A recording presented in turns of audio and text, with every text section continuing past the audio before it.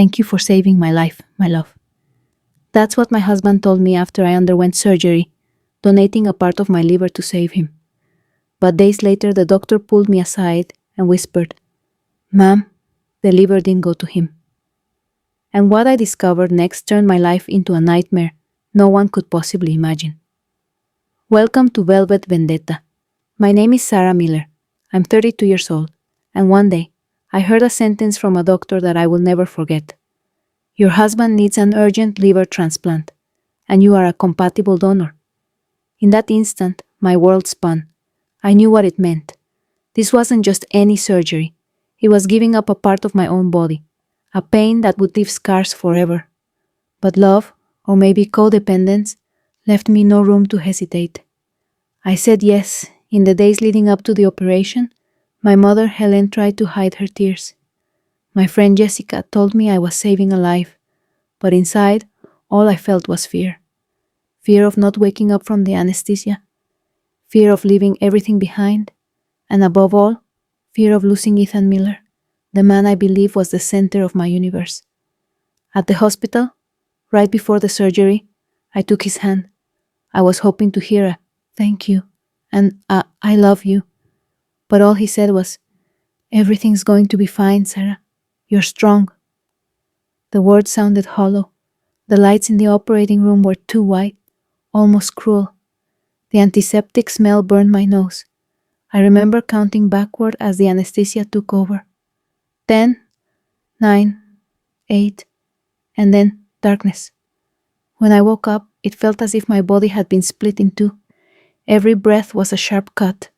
I turned my head, expecting to see Ethan lying next to me in the recovery room, but his bed was empty. I asked the nurse, a woman named Carol, "Where's my husband?" She hesitated for a second before answering. "He's already been discharged to another room." Discharged? So quickly? I could barely move my arm without feeling unbearable pain, and he was already out of bed.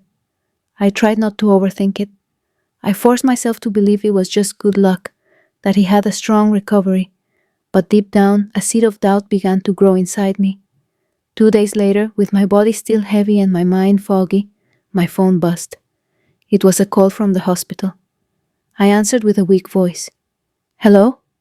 On the other end was the deep voice of Dr. Evans. "Mrs. Miller, I'd like you to come to the hospital. We need to speak in person about the surgery." At that moment, a chill ran down my spine. I didn't know why, but I knew something was terribly wrong. After Dr. Evans' call, I wanted to believe it was nothing. Maybe just paperwork, bureaucracy, a routine detail. But the truth is, that doubt was stuck in me like a thorn. While I could barely move around the house, weak and in pain with every step, I noticed something unsettling. Ethan seemed untouched. He walked around the room with ease, got up without effort, and never complained about anything. I, who had given a piece of myself, couldn't even take a deep breath without feeling a tearing pain inside. "Shouldn't you be resting?" I asked him one night, watching him text on his phone. He just smiled without looking up. "I'm fine. I got lucky. You worry too much." But that smile didn't reach his eyes. It was an empty smile. I don't know if you've ever felt it, that feeling that the person you love most is hiding something from you. That's exactly what I felt. Later, as I was lying on the sofa, trying to find a position that didn't hurt, I heard a notification sound. Ethan's phone lit up on the coffee table, and I saw the message preview. "Thank you for saving my life. I'll never forget it." For a second, I froze, staring at those words glowing in the dark living room. My heart was pounding. My scar throbbed along with it. The screen went dark. The silence returned, but inside me, the scream was deafening. I didn't recognize the number, and that sentence made no sense. I had given my liver. I had gone through a surgery that nearly destroyed me. How could someone else be thanking Ethan for saving their life? I waited until he fell asleep. With trembling hands, I picked up his phone. The passcode wasn't the same anymore. He had changed it. And right there, I knew for certain. There was something Ethan didn't want me to discover. I didn't sleep that night. I closed my eyes, and all I could see was that phrase lighting up the screen. "Thank you for saving my life. I'll never forget it." It was as if every letter had been branded into my mind. Has that ever happened to you? Suddenly, a message, a tiny detail, changes everything you thought was certain. It's like someone pulls the rug out from under you, and you fall with nothing to hold on to. The next morning, Ethan walked into the room already dressed, with his shirt ironed, his hair combed, and the strong scent of his cologne. While I could barely sit up without feeling my scar burn, he looked ready for a normal day at work. That hurt more than the wound itself. I took a deep breath, gathered my courage, and asked, "Who sent you that message?" He stopped, adjusting his tie, and looked at me, feigning confusion. "What message?" "The one from last night. Thank you for saving my life." I saw it. It was just for a second, but I saw it. His eyes clouded over. It was the expression of someone caught off guard. Then he smiled, a cold, rehearsed smile. "Oh, that. It was a coworker. She had a health issue, and I gave her some contacts at the hospital. Nothing important." I stayed silent, trying to swallow his explanation. He walked over, put his hand on my shoulder, and said in a low voice, "You're just being sensitive, Sarah. It's still the anesthesia in your system. It's messing with your head." That hurt more than the scar. He wasn't just denying it, he was making me doubt my own mind. "You're being paranoid," he added, adjusting his watch. "And if you keep this up, you're going to drive yourself crazy." He left the room without saying goodbye, slamming the door behind him, and I was left there alone, with the feeling that a chasm was opening up between us. 2 days later, I decided to face my fear. Though I was weak, I went back to the hospital. The hallway smelled of disinfectant, and the echo of my steps sounded like a warning. I waited in the office of Dr. Evans, the surgeon in charge. My hands were cold and sweaty. When he walked in, I saw it instantly. He couldn't meet my gaze. He sat down, shuffled some papers, and cleared his throat. "Mrs. Miller, good of you to come. How are you feeling?" "Awful," I replied, my voice cracking. "And Ethan? How exactly was the surgery?" He scratched his forehead, averting his eyes. "The procedure went as expected. Your husband is stable. He responded well." "Then why am I in pieces while he seems perfectly fine?" The silence that followed was suffocating. He took a deep breath, forced a smile that didn't reach his eyes, and said, "Everybody reacts differently. Perhaps your recovery is just slower. That's normal." "Do you believe that? That two bodies, after the same operation, could be in such opposite states?" At that moment, I didn't. I left his office certain that he was hiding something. And just then, I felt a hand on my arm. It was a nurse, Lucy, a woman I barely knew by sight. Her expression was serious, almost distressed. She looked from side to side, as if afraid of being overheard, and whispered, "Ma'am, find another doctor. Don't trust him." I froze. "What do you mean?" I asked, my voice barely a whisper. Lucy didn't answer. She just handed me a folded piece of paper and hurried down the hall. I opened it with trembling hands, feeling my heart pound in my chest. There wasn't a long explanation, just a few words scribbled in a rush. "What you donated wasn't exactly what they told you." The air left my lungs. It was as if I had been dealt another wound, deeper than the one from the surgery. At that moment, I understood. My sacrifice was wrapped in a lie, and the truth was only just beginning to surface. I returned home with Lucy's note clutched in my hand. "What you donated wasn't exactly what they told you." Those words echoed in my head. Have you ever felt that? That everything around you seems normal, but underneath the surface, there's a massive lie about to explode. I felt it with every painful breath, with every heavy step I took through the house. That night, I couldn't sleep. The room was shrouded in silence, except for Ethan's steady breathing beside me. A soft, serene snore, as if he had nothing to hide. I, on the other hand, stared at the ceiling with tears running down my temples. I had given a part of myself, a real piece of my body, and the least I expected was the truth. But all I received was silence and fear. 2 days later, I gathered my courage and went back to the hospital. The hallway was filled with white coats, hurried footsteps, and the strong smell of disinfectant. Every glance that met mine felt complicit in something I didn't yet know. Dr. Morris received me in his office. He was a respected liver specialist but hadn't been part of the surgery. He closed the door as if to ensure no one would overhear.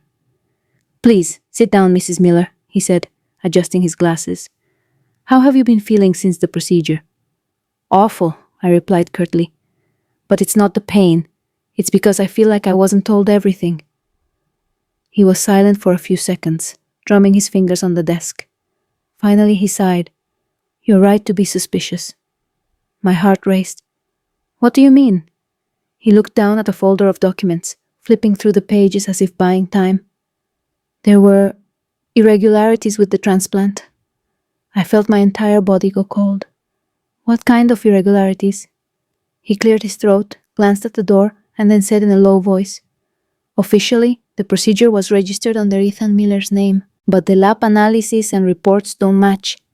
The organ didn't go to him." For a moment, I thought I was going to faint. "What? What do you mean it didn't go to him?" My voice trembled. "Then who did it go to?" He hesitated. "I can't say for certain yet. There are gaps in the records, signatures that look forged, altered protocols, but there's something else. Strange financial movements, direct deposits to the surgeon in charge." "Are you saying Ethan bribed the doctor?" He looked at me in silence, and that was all the answer I needed. I stumbled out of the hospital as if the ground had disappeared beneath me. The sun was burning outside, but all I could see was darkness. I had given my body. I had bled. I had been on the verge of death on that operating table, and it hadn't even been for Ethan. That night, I waited for him to get in the shower. My body ached. Every movement was a punishment. But still, I walked to his computer. I sat in the chair with trembling fingers. My heart was beating so loudly I was afraid he'd hear it from the bathroom. I opened folders, documents. At first nothing but work files and old photos. I was about to give up, but in a hidden folder with a generic name, Documents 02, I found the bank transfer receipt. The air left my lungs as I read it. Recipient, Dr. Evans. Amount, a 6-figure sum, far too high to be explained as professional fees. Description, urgent and confidential. My hands went cold on the keyboard. I kept searching. Another folder, another layer of secrets. And there they were. Copies of altered hospital protocols, names blacked out, obvious crossouts. And then, the final blow, a clinical report with the name of the final recipient. Recipient. Female, 29 years old. The words danced before my eyes. It wasn't Ethan. It had never been. My whole body was shaking. I had given a piece of myself and I didn't even know who it was for. Can you imagine that? What would you do if you discovered that the most painful sacrifice of your life had been stolen, used to save someone who should never have been there? In that moment, I didn't cry. I didn't scream. I just felt a void so deep it seemed to be swallowing me whole. I had to find out who this woman was, and most of all, why Ethan had hidden it from me. Recipient. Female, 29 years old. Those words were seared into my mind like a hot iron. I repeated them over and over, hoping they would eventually make sense, but they only brought more anguish. I didn't have a name, I didn't have a face, just an age, and yet the emptiness I felt was immense. In the following days, Ethan became a stranger in my own home. I watched him in silence, studying every detail like an investigator studying a suspect. He came home late, always with vague excuses. Sometimes he'd say it was meetings, other times that he was visiting a colleague, but his tired eyes and restless fingers on his phone gave him away. Whenever I got close, he'd lock the screen with a rehearsed quickness. Have you ever felt that? The person sleeping next to you is actually the one destroying you. That's how it was. One quiet morning, while the house was still dark, my phone vibrated on the nightstand. Unknown number. For a second, I thought about ignoring it, but there was something different about that vibration, almost like a premonition. I opened the message. Hi, I know I probably shouldn't be writing to you, but I got your number from the hospital papers. Ethan told me you were his cousin, an incredible woman, and that thanks to you, I got a second chance. He insisted it wasn't necessary to thank you, but I couldn't stay silent. Thank you for what you did for me." My entire body froze. A coldness ran through my veins as if my blood had turned to ice. My scar, the mark that reminded me of the pain every single day, throbbed with force, as if trying to warn me, the truth has arrived. She thought I was his cousin. She believed Ethan's lie. I took a deep breath, trying to control the trembling in my fingers, and replied, "Who is this?" Those were the longest minutes of my life until the second message came through. "My name is Chloe. I'm 29. I don't know how to thank you enough. Ethan was by my side every moment. He is an extraordinary man." Chloe, the initials from the report. CM, the name that had come up before when Ethan mentioned, almost casually, a co-worker, always with that rehearsed tone of innocence. In that instant, all the pieces clicked into place. Chloe was the recipient. Chloe was the mistress. My whole body trembled, not because she was mocking me. On the contrary, her words were full of sincerity, of genuine gratitude. She didn't know. She believed Ethan had done everything out of love, and that I, the supposed cousin, had agreed to this sacrifice. He is an extraordinary man. Can you imagine reading something like that? Knowing that the man sleeping next to you not only betrayed you, but stole your sacrifice to save someone else? I closed my eyes, and for a moment, flashes of the surgery returned like knives. The metallic smell of blood, the cold of the room, the feeling of my body being cut open, divided. I remembered the fear of not waking up, and now all that suffering had served to give a new life to my husband's mistress. The scar burned like fire. Every heartbeat sounded like an insult. And as I read those messages, the physical pain was nothing compared to the humiliation that consumed me. Would you forgive him? Could you look the man who destroyed your life in the eyes and still call him your husband? In that moment, I didn't cry. I didn't scream. I just stared at the phone screen like someone looking into an abyss. With every word written by Chloe, I felt my dignity slipping through my fingers. But I also understood something. Now I had more than suspicion. The bank transfer wasn't enough. The altered report wasn't enough. Now I had a name, an age, an indirect confession.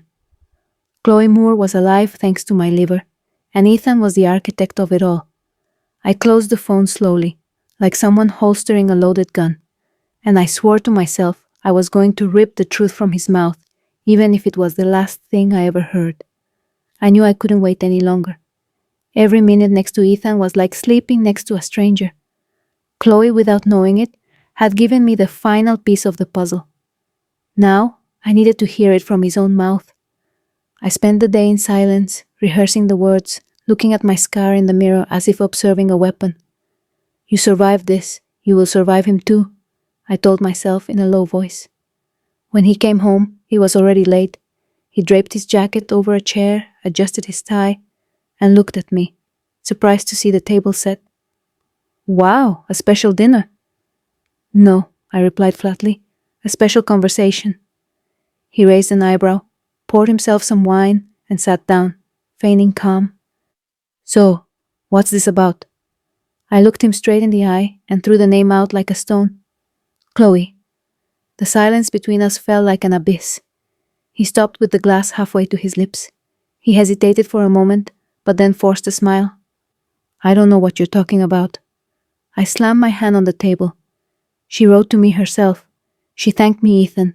She thanked the cousin who donated part of her liver and said you were with her every moment. An extraordinary man." The smile vanished, and what came next wasn't denial. It was something much worse. He set the glass down, laced his fingers together, and said, "So you know." I felt my whole body tremble. "Why?" My voice came out broken but firm. "Why would you do this to me?" He looked away, took a deep breath, and finally spoke. "Because I couldn't lose her." "Lose her?" I choked. "You're talking about Chloe?" He nodded without a shred of remorse. "I fell in love with her, Sarah. It wasn't planned, it just happened. And when she got sick, I knew I couldn't let her die." My legs felt weak. "So, you used me, you tore a piece out of me to save her." He leaned forward, his voice calm, as if it were all logical. "You would never understand. Chloe gives me what you couldn't anymore. She brought me back to life, gave me back my passion. Every word was a knife sinking into my skin. And me? What was I to you? I asked, my throat tight. He looked at me without blinking, cold. You were the price, and I was willing to pay it. Can you imagine hearing that? That the person you saved with your own body tells you to your face that you were just a price for a forbidden love. Tears were burning my eyes, but I didn't let them fall. I looked at him with all the strength I had left. You killed me in spirit, Ethan, but you are going to pay for this. He let out a mocking laugh, taking another sip of wine. Don't be dramatic. You have no proof. Rage burned inside me. I have enough, and I will get the rest. He leaned in again, almost whispering. I'd like to see how far you get with that fantasy. The room fell silent. The only sounds were the ticking of the clock on the wall and my own racing heart. I knew that from that moment on, nothing would ever be the same. I wasn't going to run. I wasn't going to be silent. And even if it cost me what little I had left, I was going to destroy Ethan and the perfect world he had built with Chloe.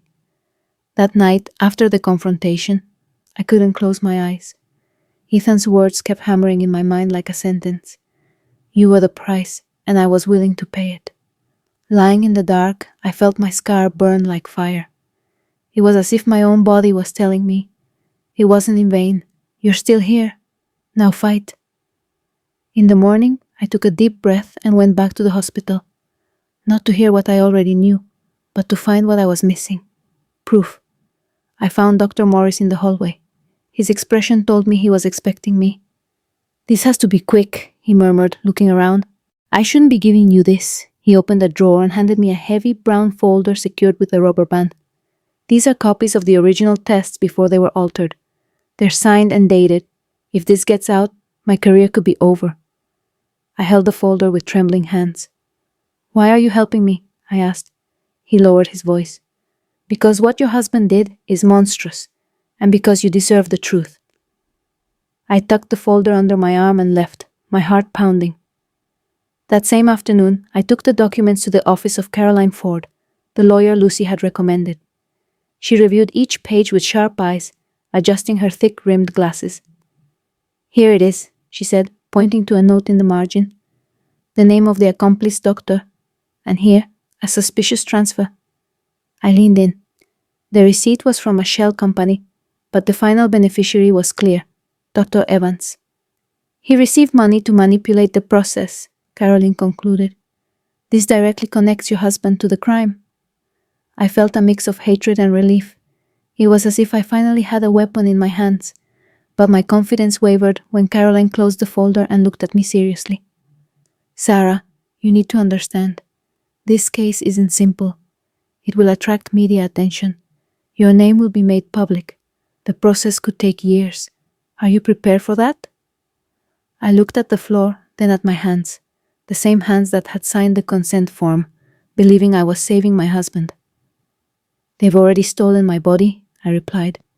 I won't let them steal my voice too. And you, listening to me now, what would you do in my place? Would you stay silent to avoid a scandal, or would you risk everything for the truth to come out? Caroline nodded. Then we need more than just papers. We need him to incriminate himself. How do we do that? I asked. She smiled with calculated calm. We let his arrogance work for us. He's overconfident. He thinks he's in control. If we provoke him, he'll say the words we need, but it has to be in public, where he can't deny it. The idea began to burn inside me like a flame.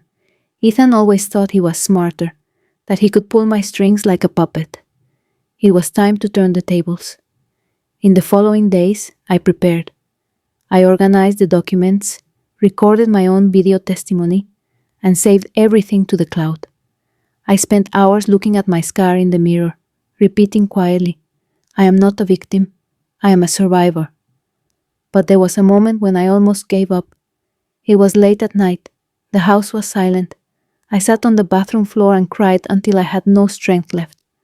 The pain, the humiliation, the feeling of being discarded, it all came back like a wave. I asked myself, what if nothing comes of this? What if he gets away with it again? Then I remembered Chloe's message. Thank you for what you did for me. She didn't know it, but she was the living proof of my truth, and that gave me back my strength. If Ethan had used me as the prize, I would now make him the hunted. The next night, I picked up my phone and wrote a short message. We need to talk, just the two of us. A few seconds later, he replied, About what? I wrote, About us, at your mother's restaurant, tomorrow at 8.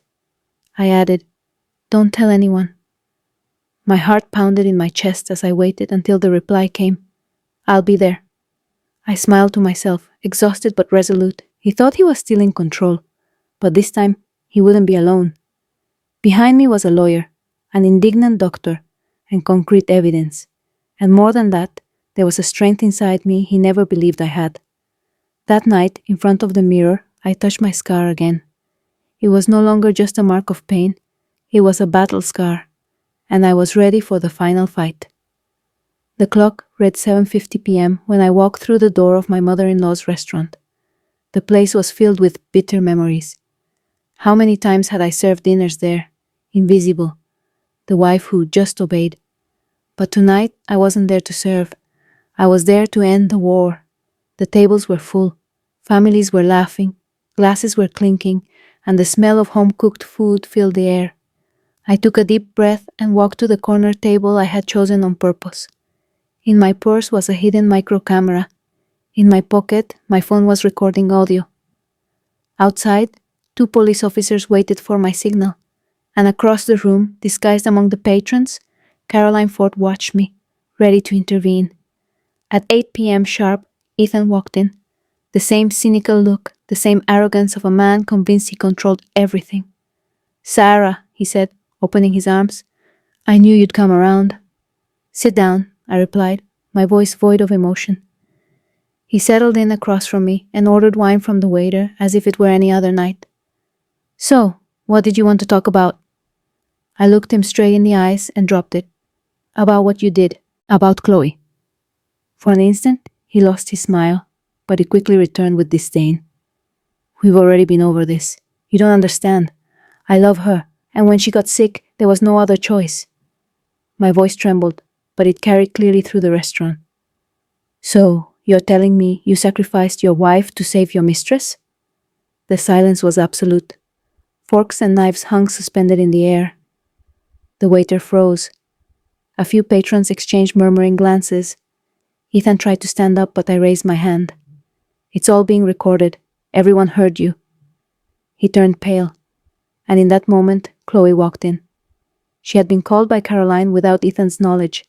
Her face looked tired, but her eyes were full of rage. Ethan, her voice shook. You told me she was your cousin, that she agreed to it. You used me too. He turned to her, desperate. Chloe, I did it for us. You wouldn't be alive if it weren't for me. But she screamed, not caring who heard. Shut up! I never would have agreed if I had known the truth. You ripped a piece out of her to give to me. You're a monster. The murmurs in the restaurant grew louder. One woman shook her head in disgust. I've seen cheating men, but giving his wife's liver to his mistress? That's a new level of cruel. Another man added, that guy deserves to rot in jail. The murmur turned into a chorus of condemnation. Ethan, cornered, looked around like a caged animal. And then the metallic click of handcuffs echoed through the room. 2 officers entered and arrested him in front of everyone.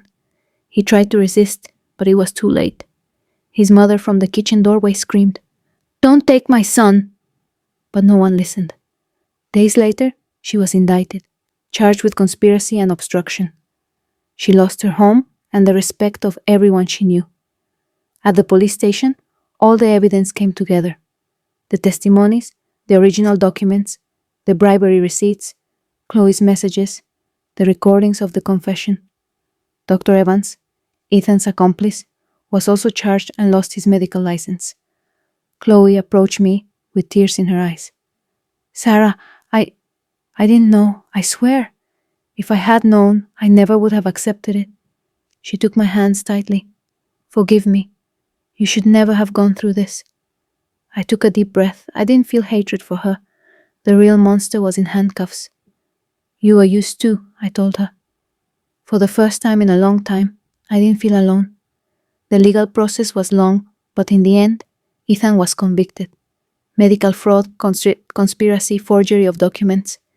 He lost his freedom, he lost his money, he lost everything. The day he was sentenced, I looked at him one last time and said in front of the court, "You stole a part of my body to give life to another. Now you'll spend the rest of your life without your freedom." He looked away, unable to meet my eyes. That silence was the greatest victory of my life. That night, back in the safety of a new apartment, I looked at myself in the mirror and touched the scar. It didn't hurt anymore. It was just a reminder of the war I had won. I took out my journal and wrote, "I started over. No," I began again. "I was reborn. And now I'm speaking to you, who have come this far with me. What would you have done in my place? Would you have stayed silent, accepting the humiliation? Or would you have fought, even if everything was against you? If you listen to this story to the end, leave 2 words in the comments. I was reborn. I want to know who has the courage to turn their scar into a rebirth. And if you want to hear more stories of justice and revenge, make sure to subscribe to Velvet Vendetta.